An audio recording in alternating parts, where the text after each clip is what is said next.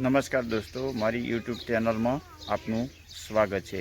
હવે મગફળીમાં રોપ કેવી રીતે ચલાવી તો હું આ વિડીયો મૂકું છું, તો જરૂર જોજો, તમને પણ થોડો ફાયદો થશે। દોસ્તો, આ રોપથી કાઢવાની છે કે રોપ તમે ચલાવો તો જમીનની અંદર 4 ઇંચથી વધારે અંદર જવી ન જોઈએ।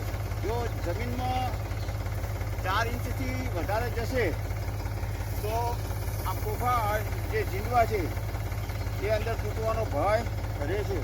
એટલે 4 ઇંચથી વધુ ન જવી જોઈએ અને તમને ઉપાડવામાં પણ સરળતા રહેશે।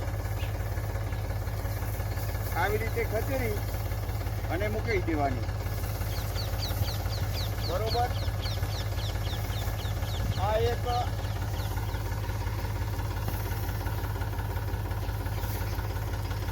આવી રીતે